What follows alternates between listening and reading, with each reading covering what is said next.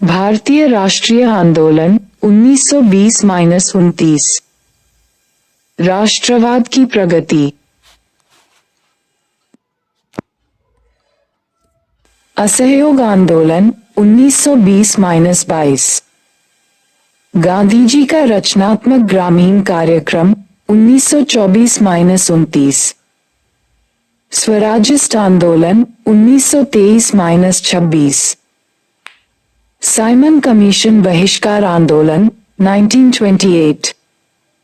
Nehru report 1928। 1929 ई का लाहौर अधिवेशन एवं पूर्ण स्वराज्य। क्रांतिकारी राष्ट्रवाद की प्रगति 1924-31। किसानों में जागृति। स्वराज्यस्त आंदोलन 1900। किसानों में जागृति। श्रमिक आंदोलन। महिलाओं में जागृति। निम्न जाति आंदोलन आदि। संप्रदायवाद की प्रगति। 1920 के दशक में कांग्रेस से जिन्ना का अलगाव। नेहरू रिपोर्ट पर मतभेद, जिन्ना का दिल्ली घोषणा पत्र, मार्च 1929 आदि। असहयोग आंदोलन 1920 ई। 1920-21 ई में असहयोग आंदोलन के साथ ही भारतीय राष्ट्रीय आंदोलन ने जन आंदोलन के दौर में प्रवेश किया। असहयोग आंदोलन, जो आवश्यक रूप से खिलाफत मुद्दे के साथ संबद्ध था, में उस अहिंसात्मक संघर्ष की रणनीति को पहली बार राष्ट्रीय स्तर पर अपनाया गया जिसे आगे कांग्रेस द्वारा विभिन्न आंदोलनों के प्रमुख अस्त्र के रूप में उपयोग किया जाना था। राष्ट्रीय आंदोलन में पहली बार कांग्रेस एक ऐसे आंदोलन के समर्थन में खड़ी थी जिसका स्पष्ट उद्देश्य ब्रिटिश सरकार के किसी भी दमनात्मक कार्य में असहयोग करना था। कारण 1. Rowlatt act 1919। प्रथम विश्व युद्ध की समाप्ति के पश्चात जनता को उम्मीद थी कि ब्रिटिश सरकार उनके हितों की रक्षा के लिए कुछ करेगी, परंतु सरकार ने देश में मार्च 1919 में रॉलेट एक्ट के नाम से नया कानून लागू कर दिया जिसका उद्देश्य युद्धकालीन प्रतिबंधों को स्थायी बनाना था। इस अधिनियम ने सरकार को किसी भी व्यक्ति को बिना मुकदमा चलाए कैद में रखने का अधिकार दिया था। 2. जलियांवाला बाग नरसंहार। रॉलेट एक्ट के विरोध के दौरान हुए जलियांवाला बाग नरसंहार ने ब्रिटिश साम्राज्यवाद की बर्बरता को और उजागर किया। दरअसल 13 अप्रैल 1919 को वैशाखी के दिन पंजाब में अपने जनप्रिय नेताओं डॉक्टर सैफुद्दीन किचलू तथा डॉक्टर सत्यपाल की गिरफ्तारी के खिलाफ विरोध प्रकट करने के लिए जलियांवाला बाग में एक भीड़ इकट्ठी हुई थी। इसी भीड़ पर अमृतसर के कमांडर जनरल डायर ने बिना चेतावनी दिए चौतरफा गोली चलाने का आदेश दे दिया जिसमें हजारों लोग मारे गए। 3. हंटर समिति की रिपोर्ट। जलियांवाला बाग हत्याकांड पर सरकार की हंटर समिति की रिपोर्ट ने भी कांग्रेसियों में गहरा असंतोष भर दिया क्योंकि इसमें जलियांवाला बाग हत्याकांड जैसे बर्बरतापूर्ण कार्य को सही ठहराया गया था तथा जनरल डायर को अपराध मुक्त कर दिया गया था। 4. खिलाफत का मुद्दा। गांधी जी को 1920 ई में खिलाफत के रूप में एक नया मुद्दा मिल गया। खिलाफत आंदोलन भारत में मुख्यतः मुसलमानों द्वारा चलाया गया राजनीतिक धार्मिक आंदोलन था जिसका मुख्य उद्देश्य तुर्की के खलीफा के पद की पुनर्स्थापना करने के लिए अंग्रेजों पर दबाव बनाना था। दरअसल प्रथम विश्व युद्ध में मुसलमानों का सहयोग पाने के लिए ब्रिटिश सरकार ने उनसे वादा किया था कि ब्रिटेन तुर्की की अखंडता तथा सार्वभौमिकता बनाए रखेगा, परंतु ब्रिटेन ने युद्ध की समाप्ति पर तुर्की के साथ कठोर व्यवहार किया। खिलाफत आंदोलन के कारण 1912-13 ई के बाल्कन युद्ध के बाद 1913 ई में आयोजित लंदन सम्मेलन में यूरोपीय शक्तियों द्वारा तुर्की के विरुद्ध विरोध की नीति को अपनाया गया। इस मुद्दे को लेकर मुस्लिम लीग में नाराजगी थी।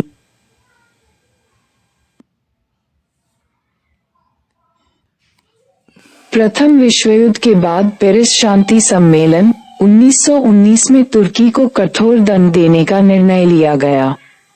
इसमें खलीफा के पद को समाप्त किए जाने का प्रावधान भी शामिल था। चूंकि तुर्की का खलीफा पूरे विश्व में सुन्नी मुसलमानों का धर्मगुरु माना जाता था, अतः ऐसे व्यवहार से मुसलमानों का क्षुब्ध होना स्वाभाविक ही था। उसी तरह मुस्लिम लीग की निरंतर मांग के बावजूद अलीगढ़ मुस्लिम यूनिवर्सिटी पर सरकार नियंत्रण कम करने के लिए राजी नहीं थी। सरकार के इस फैसले से भी लीग में असंतोष था। गांधी द्वारा खिलाफत आंदोलन का समर्थन करने के कारण गांधी जी ने खिलाफत आंदोलन के प्रति सहानुभूति व्यक्त की तथा उसे भारतीय राष्ट्रीय आंदोलन में हिंदू मुस्लिम एकता स्थापित करने का एक ऐसा अवसर माना जो कि आगे 100 वर्षों तक नहीं प्राप्त होना था। इसके अतिरिक्त गांधी जी द्वारा खिलाफत आंदोलन का समर्थन करने के निम्नलिखित कारण थे। वह ब्रिटिश की फूट डालो और राज करो की नीति का जवाब जोड़ो और विरोध करो की नीति से देना चाहते थे। तुर्की के सैनिक कमांडर मुस्तफा कमाल पाशा ने प्रथम विश्व युद्ध में यूरोपीय शक्तियों को चुनौती दी, लेकिन मित्र राष्ट्रों ने प्रथम विश्व युद्ध जीतने के पश्चात स्वयं को अपराजय घोषित कर दिया था। अतः गांधी जी ने खिलाफत का मुद्दा उठाकर एक तरह से स्वयं को साम्राज्यवाद विरोधी मोर्चे से जोड़ दिया।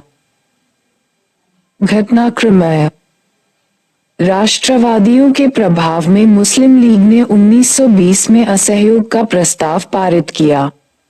तत्पश्चात गांधी ने भी कांग्रेस पर पंजाब ज्यादती, खिलाफत ज्यादती तथा स्वराज के मुद्दे पर एक अखिल भारतीय आंदोलन शुरू करने का दबाव डाला, किंतु कुछ कांग्रेसी नेता गांधी के इस प्रस्ताव का विरोध कर रहे थे, किंतु गांधी ने अगस्त 1920 को असहयोग आंदोलन आरंभ किया।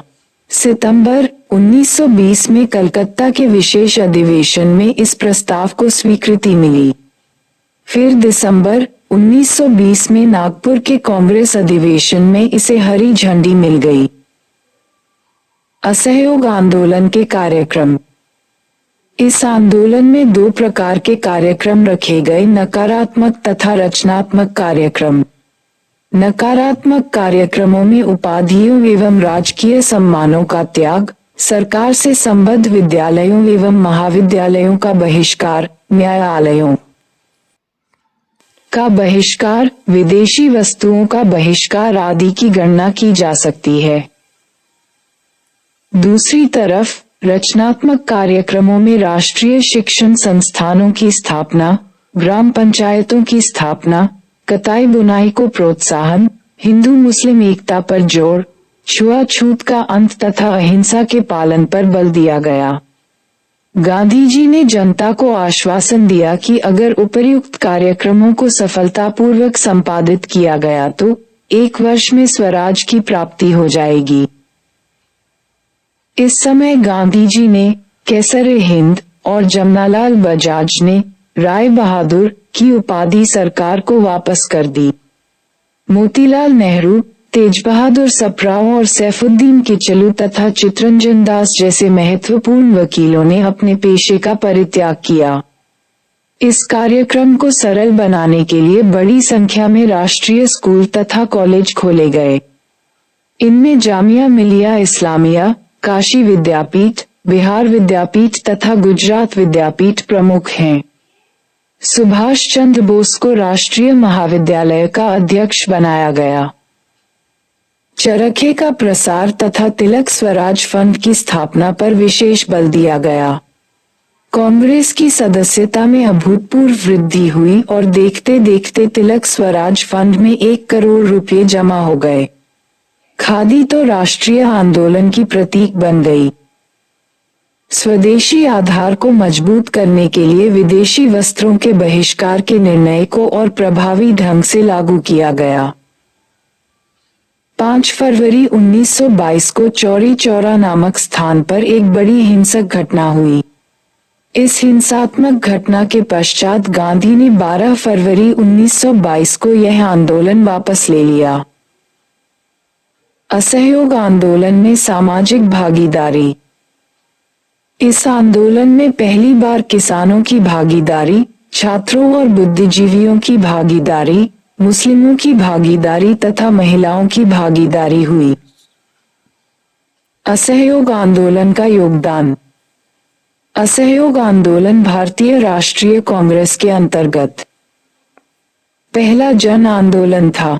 इसमें विभिन्न वर्गों की भागीदारी हुई। अब कांग्रेस पर कोई आरोप नहीं लगा सकता था कि कांग्रेस महज मुट्ठी भर अल्पसंख्यकों का प्रतिनिधित्व करती है। क्षेत्रीय आधार पर भी असहयोग आंदोलन का व्यापक विस्तार देखा गया। कांग्रेस के पूर्व आंदोलन के विपरीत, जो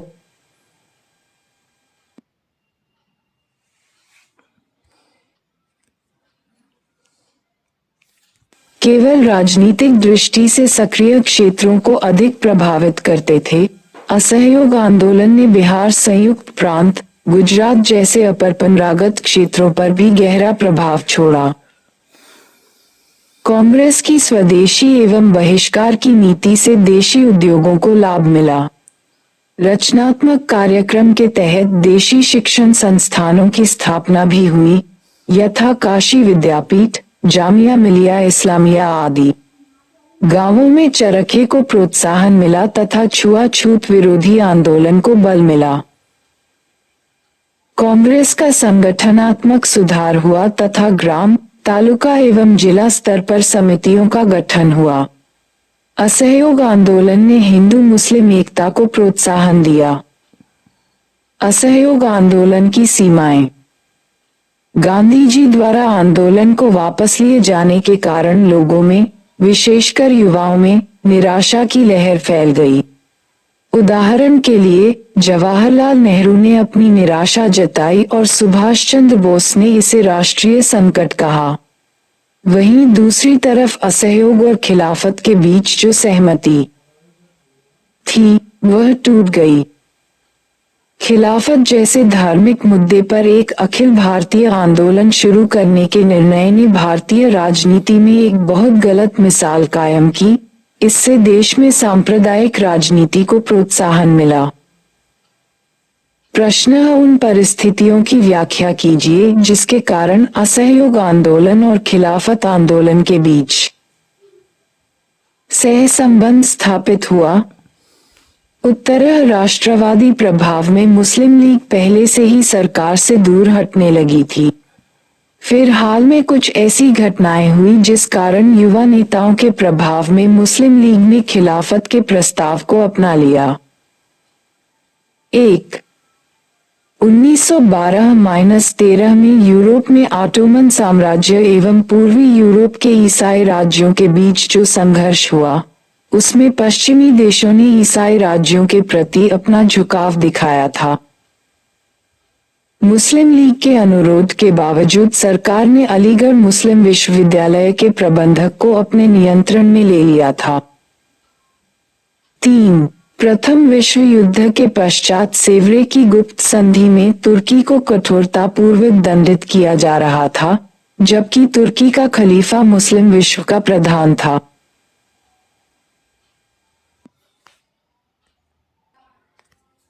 मुस्लिम लीग ने जून 1920 के लखनऊ प्रस्ताव में खिलाफत का प्रस्ताव पारित किया।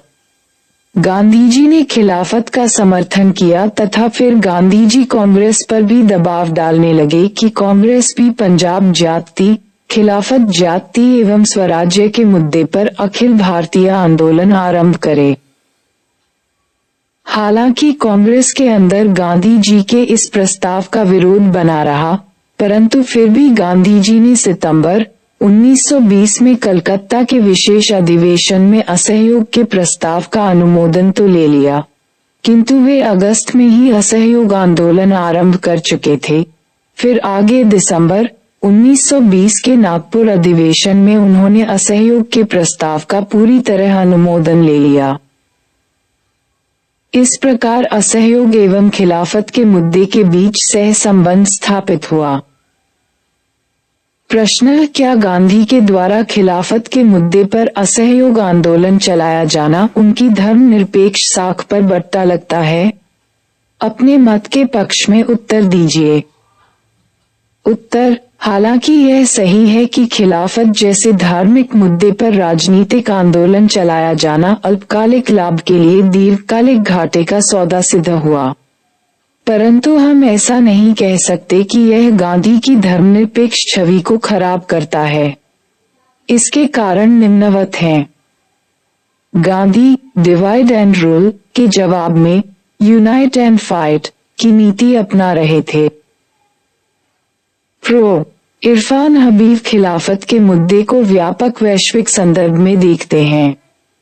उनके विचार में जब प्रथम विश्व युद्ध के पश्चात पश्चिमी साम्राज्यवादी शक्तियों के समक्ष सभी अपने घुटने टेक चुके थे तो मुस्तफा कमाल पाशा के अधीन तुर्की पश्चिमी साम्राज्यवाद के विरुद्ध अकेला खड़ा था। वैसी स्थिति में गांधी जी ने तुर्की को समर्थन देकर अपने आप को साम्राज्यवादी विरोध के मोर्चे से जोड़ दिया। गांधी कंपोजिट राष्ट्रवाद में विश्वास करते थे, जिसके तहत विभिन्न धार्मिक एवं जातीय पहचान के होते हुए भी विभिन्न समूह भारतीय राष्ट्रवाद की मुख्य धारा से जुड़े रहे। उपर्युक्त कथन के प्रकाश में हम ऐसा कह सकते हैं कि गांधी जी के द्वारा खिलाफत का मुद्दा उठाया जाना उनकी धर्मनिरपेक्ष छवि पर प्रश्न नहीं लगाता।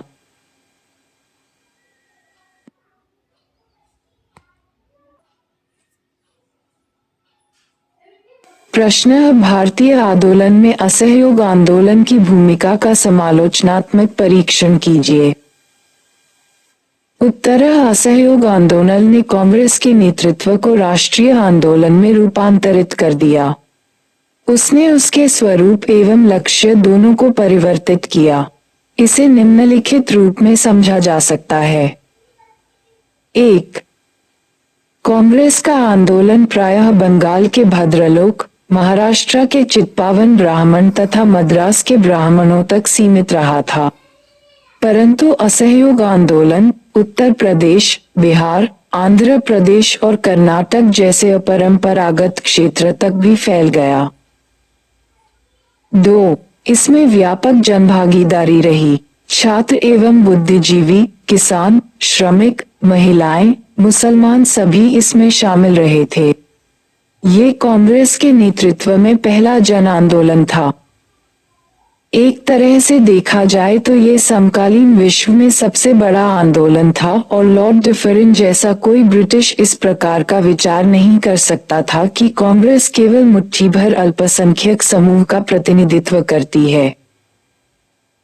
3. असहयोग आंदोलन ने स्वतंत्रता के लक्ष्य का भी विस्तार किया। इसने राजनीतिक स्वतंत्रता के साथ सामाजिक स्वतंत्रता पर भी बल दिया। इसका एक प्रमुख कार्यक्रम रहा था छुआछूत का अंत। 4. असहयोग आंदोलन ने बहिष्कार की नीति पर बल देकर देशी उद्योगों को भी प्रोत्साहन दिया। साथ ही रचनात्मक कार्यक्रम के तहत इसने देशी शिक्षण संस्थानों की स्थापना पर बल दिया। उदाहरण के लिए काशी विद्यापीठ, जामिया मिलिया इस्लामिया विद्यापीठ, बिहार विद्यापीठ आदि। 5. असहयोग आंदोलन के मध्य संगठनात्मक सुधारों पर भी बल दिया गया। उदाहरण के लिए कांग्रेस संगठन को मजबूत बनाने के लिए ग्राम, तालुक, जिला, प्रांतीय एवं अखिल भारतीय स्तर पर समिति का गठन किया गया। परंतु तस्वीर का एक दुखद पहलू भी है। असहयोग आंदोलन की अपनी निश्चित सीमाएं रहीं। 1. खिलाफत के मुद्दे पर असहयोग आंदोलन चलाया जाना। राजनीतिक में धर्म का औचित्य सिद्ध करना। 2. गांधी जी के द्वारा अचानक असहयोग आंदोलन वापस लिए जाने के कारण एक तरफ युवाओं में निराशा हुई। उदाहरण के लिए जवाहरलाल नेहरू ने अपनी निराशा जताई और सुभाष चंद्र बोस ने राष्ट्रीय संकट कहा। वहीं दूसरी तरफ असहयोग और खिलाफत के बीच की जो सहमति थी, वो सहमति टूट गई। उपर्युक्त सीमाओं के बावजूद असहयोग आंदोलन ने राष्ट्रीय स्वतंत्रता आंदोलन को व्यापक बनाने में महत्वपूर्ण भूमिका निभाई। प्रश्न: पिछली शताब्दी के तीसरे दशक से भारतीय स्वतंत्रता की स्वप्न दृष्टि के साथ संबद्ध हो गए नए उद्देश्यों को उजागर कीजिए। 250 शब्द। यूपीएससी 2017। उत्तर: राष्ट्रीय आंदोलन के इतिहास में 1920 का दशक एक रचनात्मक चरण के रूप में आया, जिसके दौरान नए उद्देश्य और कार्यक्रम पेश किए गए और उन्होंने आंदोलन को एक नया आयाम दिया। पहले स्वतंत्रता आंदोलन का उद्देश्य केवल राजनीतिक स्वतंत्रता था, लेकिन इस चरण के दौरान इसमें आर्थिक और सामाजिक स्वतंत्रता भी जुड़ गया। नए उद्देश्यों ने आंदोलन की संपूर्ण रणनीति को प्रभावित किया। आर्थिक स्वतंत्रता का उद्देश्य: 1920 के दशक में राष्ट्रीय आंदोलन के राजनीतिक और आर्थिक मोर्चे एक दूसरे के करीब आ गए।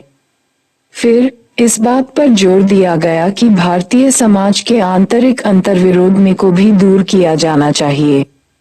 यह अंतर्विरोध उद्योगपतियों और श्रमिकों, जमींदारों और किसानों के बीच मौजूद था। इस दौरान वामपंथी दल अर्थात कम्युनिस्ट और समाजवादी दल काफी सक्रिय हो गए और किसानों और श्रमिकों को लामबंद करना जारी रखा। इसके अलावा ट्रेड यूनियन आंदोलन को प्रोत्साहन मिला और 1936 में अखिल भारतीय किसान सभा का गठन हुआ। फिर इसी दौरान सुभाष और जवाहरलाल नेहरू जैसे युवा नेताओं के अंतर्गत कांग्रेस ने आंतरिक परिवर्तन किया और कराची अधिवेशन 1931, लखनऊ अधिवेशन 1936 और फैजपुर अधिवेशन 1937 में इसने कुछ समाजवादी कार्यक्रम को अपनाया। सामाजिक स्वतंत्रता का उद्देश्य: जाति आंदोलन के साथ साथ महिला अधिकारों के आंदोलन ने राष्ट्रीय आंदोलन में सामाजिक आयाम जोड़े। 1920 के दशक के बाद से महाराष्ट्र में भीमराव अंबेडकर और मद्रास में रामास्वामी पेरियार नायकर जैसे नेताओं ने निचली जाति के लोगों के मुद्दे को राष्ट्रीय प्राथमिकता की सूची में लाया और यहाँ तक कि गांधी ने भी इसे स्वीकार किया। इसी तरह महिला नेताओं जैसे श्रीमती एनी बेसेंट और डॉक्टर सरोजिनी नायडू ने महिलाओं के मताधिकार के लिए अभियान चलाया। इस प्रकार 1920 के दशक के बाद से राष्ट्रीय आंदोलन की प्रकृति और अधिक समावेशी हो गई।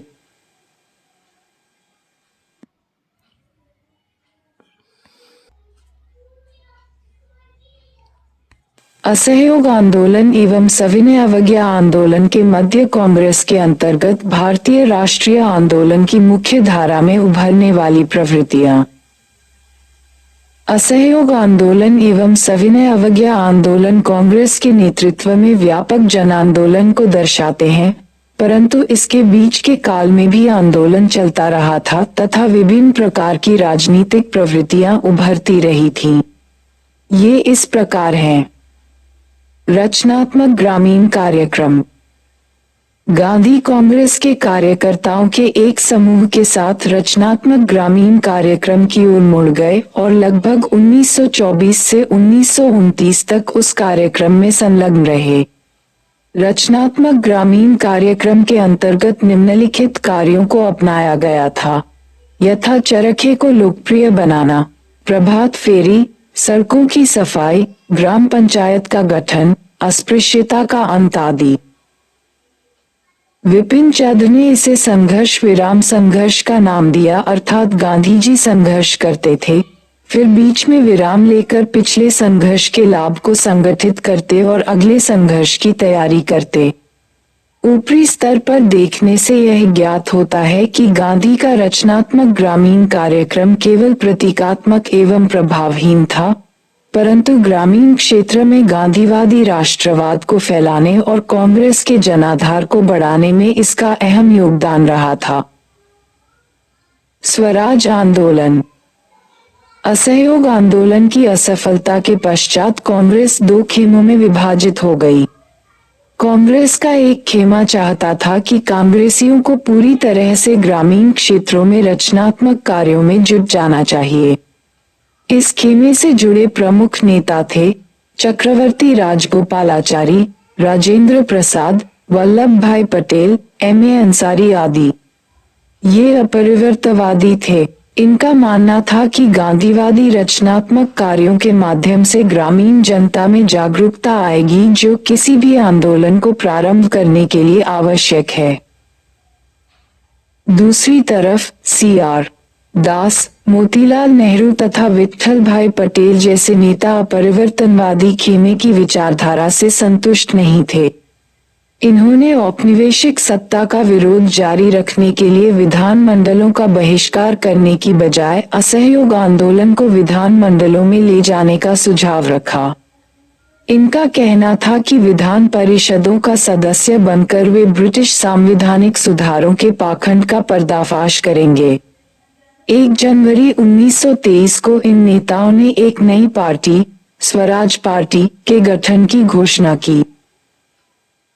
स्वराज पार्टी ने भी कांग्रेस के ही कार्यक्रम को अपना कार्यक्रम बनाया तथा रचनात्मक कार्यक्रम की आवश्यकता पर बल दिया। अंतर सिर्फ इतना था कि इस नई पार्टी ने साल के अंत में होने वाले चुनावों में भागीदारी का निश्चय किया था।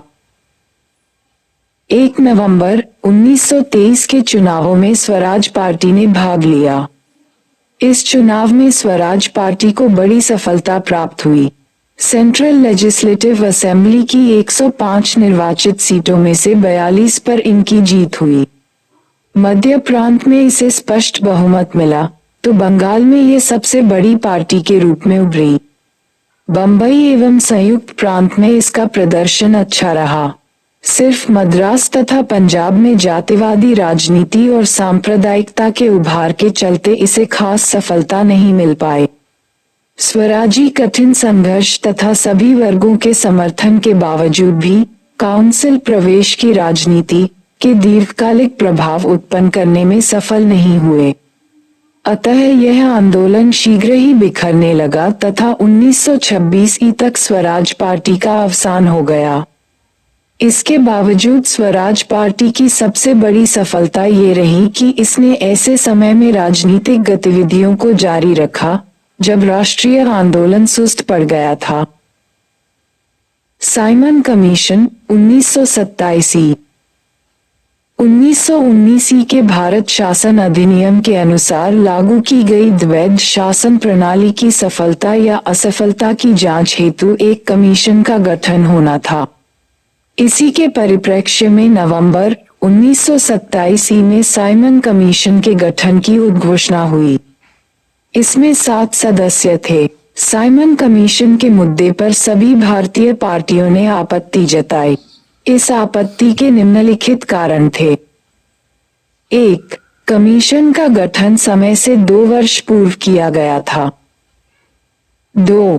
इस कमीशन के सभी 7 सदस्य श्वेत थे, जबकि उस समय ब्रिटिश पार्लियामेंट में भारतीय सदस्य के रूप में लॉर्ड सिन्हा, सत्येंद्र प्रसन्न सिन्हा तथा सकलतवाला कार्यरत थे। 3. भारतीय नेताओं का कहना था कि भारत की कोई संस्था ही भारतीय संविधान की निर्माता हो सकती थी। 4. भारतीय नेताओं का कहना था कि स्वराज संबंधी योग्यता के लिए किसी परीक्षा की जरूरत नहीं होती है। ये हमारा जन्मसिद्ध अधिकार है। 3 फरवरी 1928 को साइमन कमीशन के बंबई के तट पर उतरने के साथ ही देशव्यापी बहिष्कार आंदोलन प्रारंभ हो गया, जिसमें लगभग सभी दलों ने भागीदारी की। इतना तक कि सुरेंद्र नाथ बनर्जी के द्वारा गठित इंडियन लिबरल फेडरेशन तथा जिन्ना के नेतृत्व में मुस्लिम लीग ने भी इसका विरोध किया। इसके साथ ही हिंदू महासभा भी इसके विरोध में शामिल थी। संयुक्त प्रांत में जवाहरलाल नेहरू और गोविंद वल्लभ पंत ने इसका विरोध किया। लखनऊ में खलीकुज्मा ने इस विरोध का नेतृत्व संभाला। पंजाब में इसके विरोध प्रदर्शन में लाला लाजपत राय पर पुलिस ने लाठी चलाई तथा घायल होने से उनकी मृत्यु हो गई। 1930 में साइमन कमीशन की रिपोर्ट प्रकाशित की गई। इसमें निम्नांकित प्रावधान किए गए थे। इस आयोग ने माना कि भारत सरकार अधिनियम 1919 द्वारा स्थापित द्वैध शासन व्यवस्था सफल नहीं रही है, अतः इसे समाप्त कर प्रांतों में उत्तरदायी शासन की स्थापना की जाए तथा भारत की विविधता को देखते हुए केंद्र में संघीय व्यवस्था की स्थापना की जाए। पृथक निर्वाचन व्यवस्था को जारी रखा जाए तथा अल्पसंख्यकों के अधिकारों की सुरक्षा के लिए गवर्नर जनरल और गवर्नरों को विशेष अधिकार दिया जाए। विधानमंडलों का पुनर्गठन कर सदस्य संख्या का विस्तार किया जाए। इसके अतिरिक्त मताधिकार का विस्तार करने, सेना का भारतीयकरण करने तथा भारत के संबंध में गृह सरकार की शक्तियों को कम करने की बात कही गई। भारतीयों ने इस रिपोर्ट को अस्वीकार कर दिया क्योंकि इसमें उनकी मुख्य मांग स्वराज या डोमिनियन स्टेटस देने का उल्लेख तक नहीं किया गया था। साइमन कमीशन बहिष्कार कार्यक्रम का महत्व। इसने भारतीय दलों को राजनीतिक मोर्चे पर लामबंद कर ब्रिटिश साम्राज्य के विरोध के लिए प्रेरित किया। इससे राष्ट्रीय आंदोलन को नवीन गति प्राप्त हुई। इसमें छात्रों की व्यापक भागीदारी रही, जिसके परिणामस्वरूप छात्रों ने पहली बार राजनीतिक अनुभव प्राप्त कर अनेक छात्र संगठनों को जन्म दिया। इसने भारतीयों की स्वशासन की मांग को प्राथमिकता क्रम में ऊपर ला दिया तथा भारतीयों द्वारा भारत के संविधान को निर्मित किए जाने की मांग को प्रबलता से उठाया जाने लगा। नेहरू रिपोर्ट 1928। भारत के प्रथम देशीय संविधान नेहरू रिपोर्ट का निर्माण साइमन कमीशन के मुद्दे के साथ जुड़ा हुआ है। दरअसल 1928 में भारत सचिव बर्केनहेड ने भारतीय दलों को चुनौती दी कि अगर आप में योग्यता है तो आप सर्वसम्मति से एक संविधान प्रस्तुत करें। परिणामतः 1928 में कांग्रेस की एक बैठक हुई और मोतीलाल नेहरू की अध्यक्षता में एक समिति का गठन हुआ जिसका कार्य भारतीय संविधान का निर्माण करना था। दिसंबर 1928 में कलकत्ता में सर्वदलीय सम्मेलन में नेहरू रिपोर्ट रखी गई। इसमें निम्नलिखित महत्वपूर्ण प्रावधान थे। भारत को डोमिनियन स्टेटस का दर्जा प्राप्त हो, जिसकी स्थिति ब्रिटिश शासन के अंतर्गत अन्य डोमिनियन राज्यों की तरह हो। इस व्यवस्था में प्रतिरक्षा एवं विदेश मामले ब्रिटिश शासन के पास तथा आंतरिक मामलों में भारत को स्वायत्तता प्राप्त होनी थी। यहाँ डोमिनियन स्टेटस की चर्चा करते हुए कहा गया था कि संविधान में नागरिकता की व्याख्या होनी चाहिए तथा मौलिक अधिकारों की घोषणा की जानी चाहिए। केंद्र की तरह प्रांतों में भी उत्तरदायी सरकार की स्थापना होगी, जो गवर्नर की कार्यकारिणी परिषद से जुड़ी होगी। राजनीतिक संरचना मोटे तौर पर एकात्मक ही थी और अवशिष्ट शक्तियां केंद्र को दिए जाने का प्रावधान था। नेहरू रिपोर्ट में सिफारिश की गई कि सांप्रदायिक चुनाव पद्धति को समाप्त कर उसके स्थान पर संयुक्त निर्वाचन पद्धति अपनाई जाए, जिसमें अल्पसंख्यक वर्ग के हितों को भी सुनिश्चित किया जाए। इस रिपोर्ट में वयस्क मताधिकार की बात की गई। महिलाओं के लिए समान अधिकार तथा संगठन बनाने की स्वतंत्रता एवं धर्म का हर प्रकार के राज्य से पृथक्करण की भी चर्चा की गई थी। नेहरू रिपोर्ट में कहा गया कि अगर एक वर्ष तक डोमिनियन स्टेटस का दर्जा नहीं दिया गया तो इस सीमा के पश्चात पूर्ण स्वराज की बात करने के लिए कांग्रेस स्वतंत्र होगी। असफलता, संयुक्त निर्वाचक मंडल एवं कुछ अन्य विषयों पर कांग्रेस और मुस्लिम लीग के बीच मतभेद था, परंतु इस समय नेहरू समिति पर हिंदू महासभा तथा सिख लीग का दबाव था, जो मुस्लिम लीग को रियायत देने के लिए तैयार नहीं थी। इसके कारण जिन्ना की मांगों पर कोई सहमति नहीं बन पाई। परिणामस्वरूप मुस्लिम लीग ने सर्वदलीय सम्मेलन से अपने को बाहर कर लिया। 1929 ई का लाहौर अधिवेशन एवं पूर्ण स्वराज्य। कांग्रेस पर युवा वर्ग का प्रभाव बढ़ रहा था। जवाहरलाल नेहरू तथा सुभाष चंद्र बोस ने पूर्ण स्वाधीनता के लक्ष्यों को स्वीकार करवाने के लिए कांग्रेस के भीतर ही एक दबाव समूह के रूप में इंडिपेंडेंस फॉर इंडिया लीग की स्थापना की। वे डोमिनियन स्टेटस की जगह पूर्ण स्वराज की मांग का पक्षधर थे। दूसरी तरफ गांधी भी 6 वर्ष के लंबे अंतराल के बाद सक्रिय राजनीति में लौट आए। 1929 ई में गांधी जी की मध्यस्थता से जवाहरलाल को लाहौर अधिवेशन का अध्यक्ष निर्वाचित किया गया।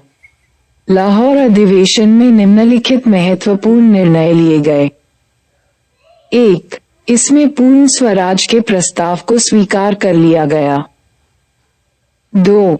सविनय अवज्ञा आंदोलन के प्रस्ताव को भी स्वीकार कर लिया गया। 3. 31 दिसंबर 1929 को मध्य रात्रि में रावी नदी के तट पर तिरंगा झंडा फहराया गया तथा 26 जनवरी 1930 ई को संपूर्ण देश में स्वतंत्रता दिवस मनाने का निर्णय लिया गया। एक तरह से अगर देखा जाए तो लाहौर प्रस्ताव एवं पूर्ण स्वराज्य की घोषणा एक आंदोलन से कम नहीं थी, क्योंकि भारत एक नए लक्ष्य की ओर बढ़ गया था। 1920 के दशक में भारतीय राष्ट्रीय आंदोलन में विभिन्न वर्गों की भागीदारी। क्रांतिकारी राष्ट्रवाद की प्रगति। असहयोग आंदोलन की असफलता ने आंदोलन के युवा कार्यकर्ताओं के मध्य निराशा तथा असंतोष के बीज बो दिए। युवाओं का एक वर्ग जो गांधीवादी समाधान से संतुष्ट नहीं था, उसने अपने को क्रांतिकारी राजनीति से जोड़ लिया।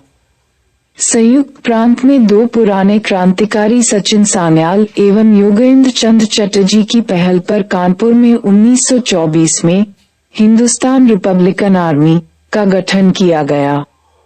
इस संस्था की स्थापना का उद्देश्य था सशस्त्र क्रांति के माध्यम से औपनिवेशिक सत्ता को उखाड़ फेंकना तथा एक संघीय गणतंत्र संयुक्त राज्य भारत की स्थापना करना।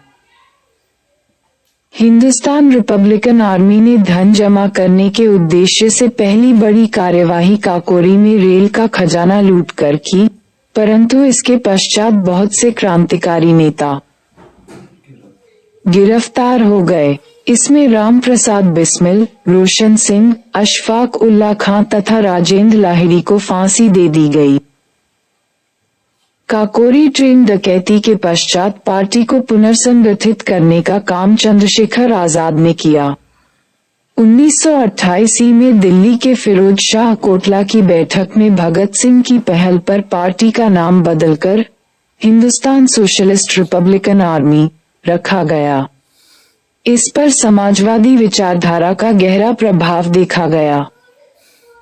जब पूरे देश में सविनय अवज्ञा आंदोलन का जोर था, तो उसी समय चटगांव के एक राष्ट्रीय स्कूल के शिक्षक सूर्य सेन ने इंडियन रिपब्लिकन आर्मी के नाम से 18 अप्रैल को चटगांव शस्त्रागार पर कब्जा कर लिया। इसके तत्काल बाद ही भारत की एक अस्थायी स्वतंत्र सरकार का गठन किया गया, जिसके राष्ट्रपति स्वयं सूर्य सेन थे। इस क्रांतिकारी संगठन में व्यापक रूप से महिलाओं की भी भागीदारी दिखती है। कुल मिलाकर क्रांतिकारी बलपूर्वक ब्रिटिश सरकार का तख्ता पलटने में कामयाब नहीं हो पाए। फिर भी क्रांतिकारियों का योगदान इस बात में महत्वपूर्ण है कि जब भी कांग्रेस के अंतर्गत आंदोलन की मुख्य धारा शिथिल पड़ जाती, तो क्रांतिकारी राष्ट्रवादी इस शून्य को भरने का प्रयास करते तथा अभूतपूर्व आत्मत्याग तथा बलिदान का उदाहरण देकर लोगों में राष्ट्रीयता को जगाने का प्रयास करते। किसानों में जागृति। 1920 के दशक में किसानों में भी जागृति आ रही थी तथा किसानों की प्रांतीय सभा का गठन हो रहा था। अवध में किसान सभा की स्थापना हुई, जिसने बेदखली रोको आंदोलन 1920-21 प्रारंभ किया। आगे मदारी पासी के नेतृत्व में उत्तरी पश्चिमी संयुक्त प्रांत में एका आंदोलन 1921-22 ने जोर पकड़ लिया। केरल के मालाबार तट पर मोपला कृषकों ने हिंदू भूस्वामियों के खिलाफ विद्रोह कर दिया, जिसने कहीं कहीं भयंकर सांप्रदायिक रुख अख्तियार कर लिया। 1928 में बारदोली के किसानों ने वल्लभभाई पटेल को सत्याग्रह शुरू करने के लिए आमंत्रित किया, जिसमें उन सभी किसानों ने कर का भुगतान न करने का संकल्प लिया। 1929 में सहजानंद सरस्वती ने बिहार किसान संघ की स्थापना की। श्रमिक आंदोलन। अब श्रमिकों में भी विरोध की चेतना जाग रही थी। 1920 के असहयोग आंदोलन में भी श्रमिकों की बड़ी सक्रियता रही थी और फिर 1920 में ऑल इंडिया ट्रेड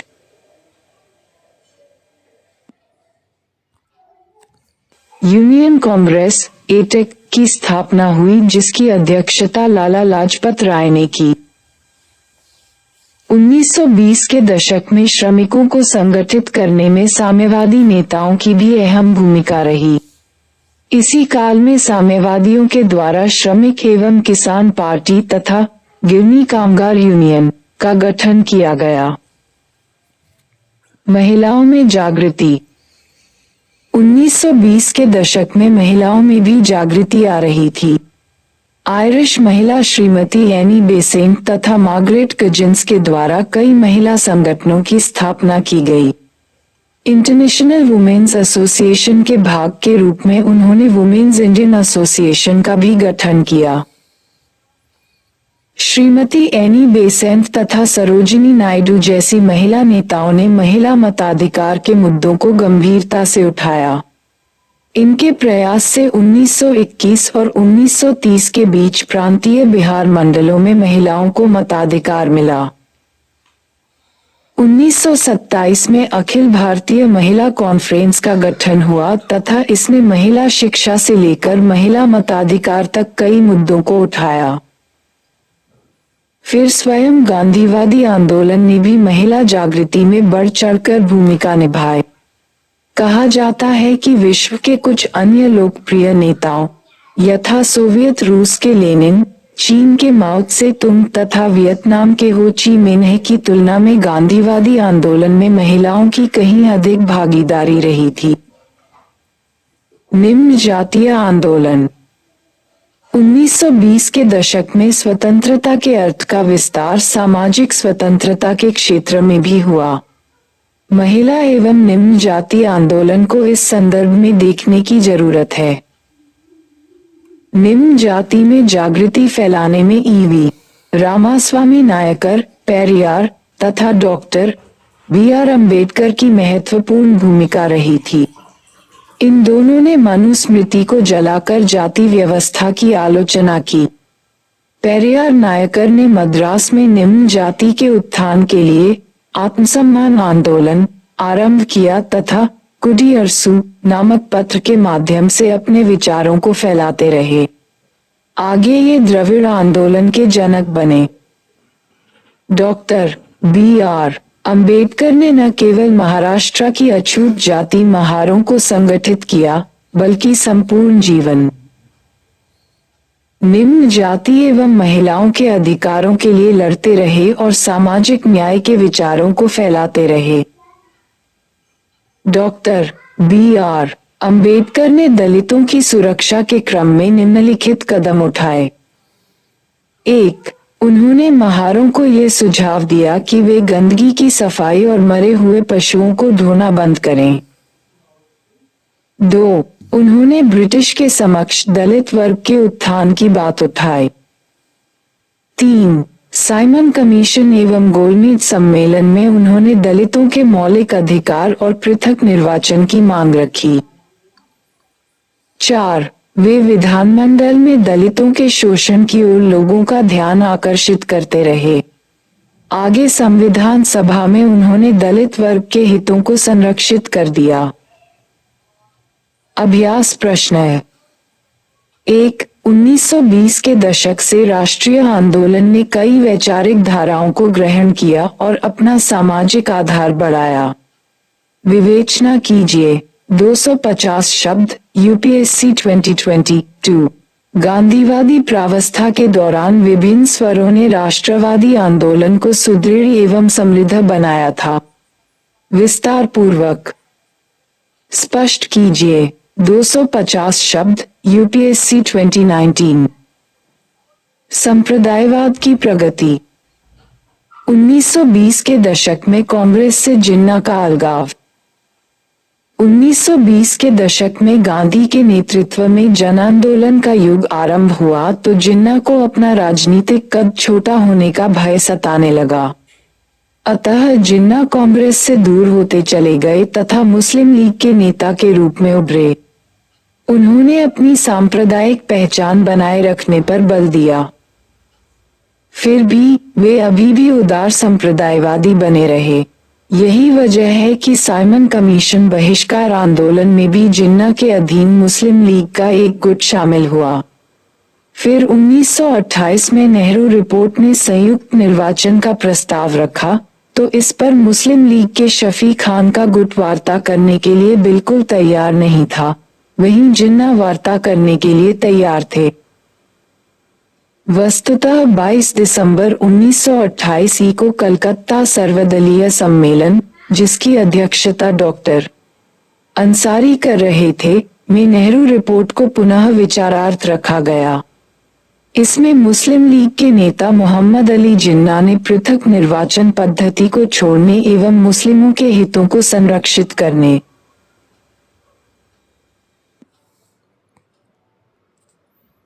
की दृष्टि से नेहरू रिपोर्ट में 3 संशोधनात्मक सुझाव दिए जो कि निम्नलिखित हैं।